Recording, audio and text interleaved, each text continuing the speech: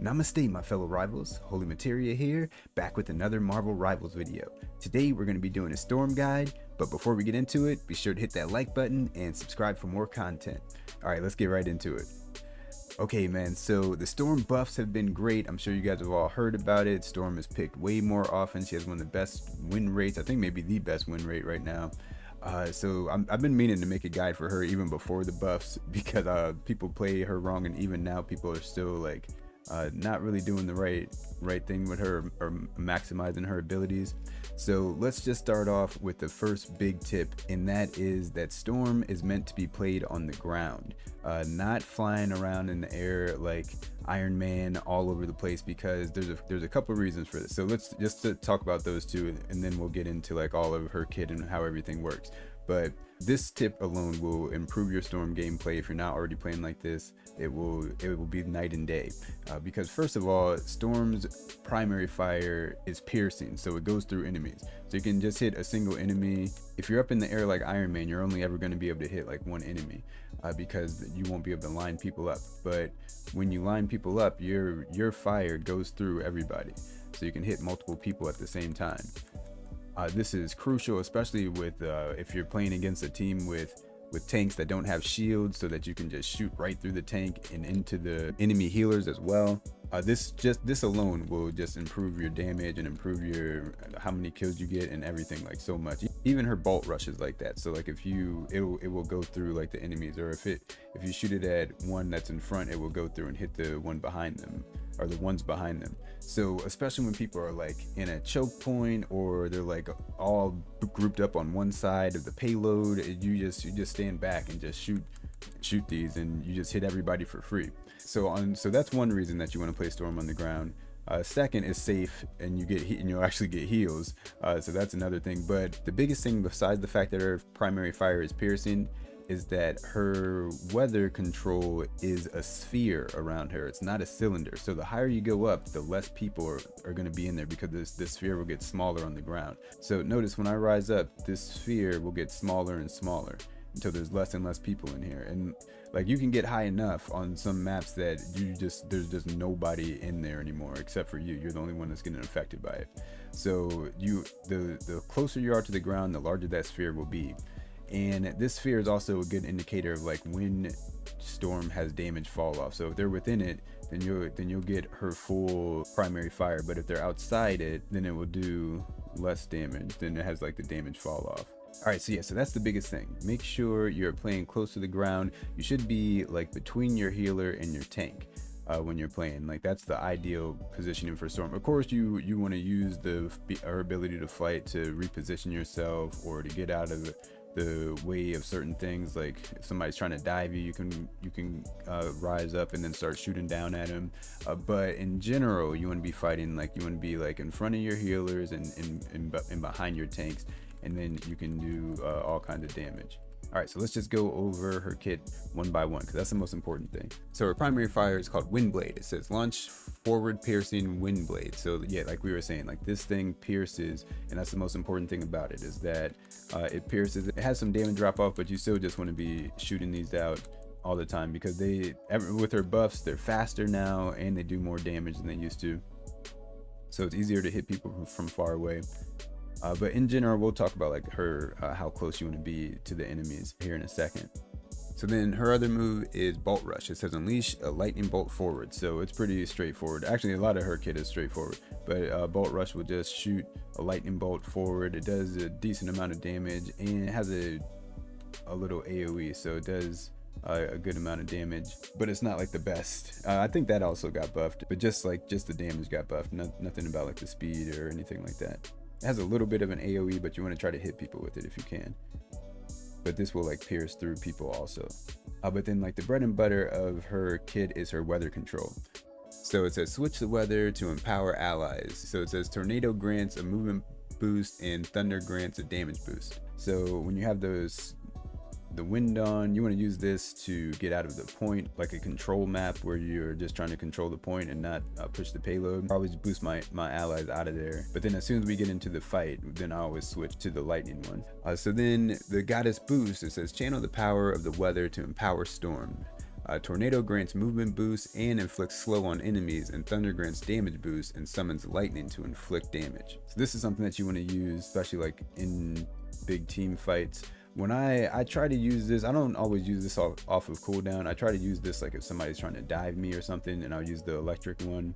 I always use the boost to get us out of the point faster if we're trying to capture the point, and then switch to lightning. I think it's best to use the lightning boost when you are like trying to finish off people instead of like to initiate the fight. But I almost always end up using it just at the beginning. But then the speed boost is nice to get you away from people. It also slows down people, but it's not as useful in general. You usually want to boost your lightning when you can, or when you use the boost. And you can see the cooldown like next to your reticle, like how long it's gonna last. Which is something I didn't really notice for a long time. But something else. So let's talk about her ult, which has always been good, and it's like still probably the best thing about her. So her ultimate is Omega Hurricane. Transform into a hurricane to draw in nearby enemies and deal damage, and deal all kinds of damage. Yeah, this move you can move around, and you have until that thing goes, until you automatically will do it, or you can just push the primary fire button to initiate it. And this is, you always want to try to kill both of the healers with this if you can, even if it costs you your own life. It's usually a good trade-off. But you are the tornado, so make sure you are like trying to stay safe as you can. But it's something that I do is that I always want to make sure that I have my goddess boost off cooldown before I do my ult, so that I can either finish off the tanks with the goddess boost, with the help of the goddess boost lightning, or if I'm like, if I don't have enough, if I see that the tanks have too much health and I'm still not going to be able to finish them, then I will switch to the wind boost so I can get back to my team safely. But yeah, like Storm's kit is pretty simple. Now she's a 3-star difficulty, but that's because just like how you have to aim and stuff, and it's in her, and you have to like get used to how fast, because she's a projectile character, not a hit scan character. So you have to get used to like kind of leading people, especially if you're on controller. Just lead them with the left stick if somebody is running, depending on how far you are. But whenever I do the lightning boost, I always want to make sure I have at least the tanks like within my aura, because you can see the blue one indicates like how many teammates you have in there, and then the red number indicates how many enemies are in there. So you always want to make sure you have as many teammates as you can in there. And when you do the boost, I try to have at least a couple enemies in there with me, so that they can get that lightning struck down on them. But I also use that when people are diving me. Like that's why I don't use that move on cooldown, because I like to save it if I'm in trouble. Like Storm is so slow, so if somebody dives you like a good Spider-Man or just a regular Iron Fist or something, there's really nothing you can do. If like you can try to fly up, but they're fast enough to catch you a lot of the time. But if you have that lightning boost, then with that and just a couple hits, you'll be able to kill them, or at least get them to run away from you, because they're like, oh, I shouldn't have messed with this Storm. She has her boost off cooldown. But yeah, that's pretty much it, man. The biggest thing is to make sure you're playing Storm close to the ground as much as you can. And yeah, only use the flying to, like, if you're trying to get over a Groot wall or something, or over Doctor Strange shield to shoot the healers in the back line. But in general, you want to be close to the ground so you can get the best or the most out of your piercing fire. Because that's how Storm racks up so much damage, because those shots go through everybody.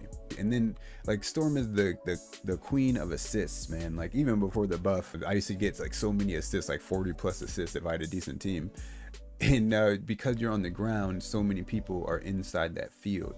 But when you're hanging out with Iron Man and that's your best buddy, you're not gonna have anybody inside your wind or inside your weather control field. So yeah, make sure you're close to the ground so that you can get the biggest radius that you can.